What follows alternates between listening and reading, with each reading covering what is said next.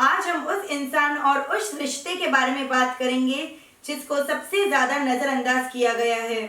उसको हमेशा कठोर, कंजूस, खड़ूस और विलन का नाम दिया गया है, पर हम ये भूल जाते हैं कि उसके वजूद से ही हमारा नाम है, पर फिर भी वो बदनाम है। हमारी जिंदगी में कुछ भी हो जाए, हम सबसे पहले माँ को याद करते हैं, पर वो घर में रहते हुए भी हर चीज से अनजान है, क्योंकि हम उनसे ऐसे बात करते हैं जैसे सिर्फ जान पहचान है। हम सबको माँ का प्यार और माँ का सहयोग ही याद रहता है, पर हम उस रियल हीरो को भूल जाते हैं जो पर्दे के पीछे हमेशा तैयार रहता है। जी हाँ, मैं बात कर रही हूँ पापा की। ऐसा क्या है और क्यों है कि हम सब पापा से डरते हैं?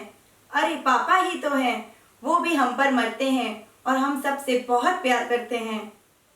मैंने कुछ पंक्तियां लिखी है पापा के बारे में। आपसे गुजारिश है कि आप मेरी भावनाओं को समझना और दिल को छू जाए तो अपने पापा को गले से लगा लेना और कहना, पापा I am sorry, I love you, thank you so much.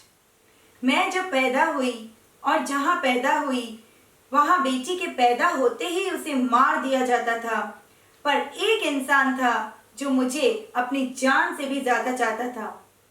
सबने बहुत कुछ कहा, सुनाया और बोला, लड़की आई है घर में, हो गया सत्यानाश, पर उसने किसी की न सुनी और बोला सबसे, ये लड़की है मेरी जान, इसके आने से मेरी जिंदगी में है मुस्कान।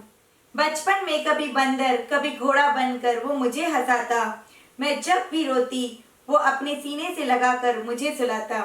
समय बीत गया और मैं थोड़ी बड़ी हो गई। मेरे कहने पर पापा स्कूटर थोड़ा तेज चलाते ताकि हम स्कूटर के आगे खड़े होकर हवा के मजे ले पाते। पापा दिन रात मेहनत करते इस उम्मीद से कि हमारी जरूरतों को पूरा कर पाए, पर हम इतने बदमाश थे कि हमेशा कहते कि काश पापा भी हमारे लिए कुछ कर पाए। हर होली दिवाली आप मेरे लिए नए नए कपड़े लाते, पर खुद हमेशा उसी पुराने कुर्ते पजामे में आते।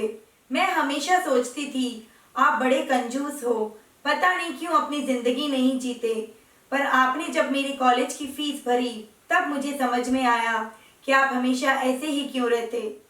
सब रिश्तेदारों ने कहा, क्यों इसे इंजीनियरिंग करवा रहे हो, लड़की ही तो है, आगे जाकर घर और बच्चे संभालने हैं, क्यों अपने पैसे बर्बाद कर रहे हो।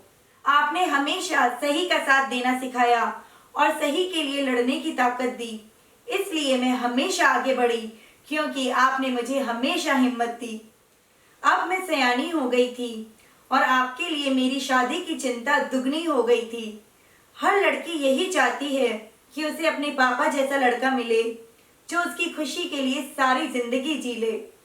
शादी के लिए पापा हमेशा से पैसे बचाते, लड़के वाले 2 जोड़ी कपड़े कहकर घर के सामान की लिस्ट दे जाते।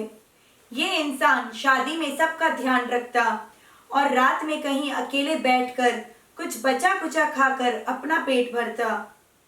क्यों ये समाज एक लड़की के पिता को ताने मारता है? वो यही पिता है जो अपनी बेटी के लिए सबसे हारता है।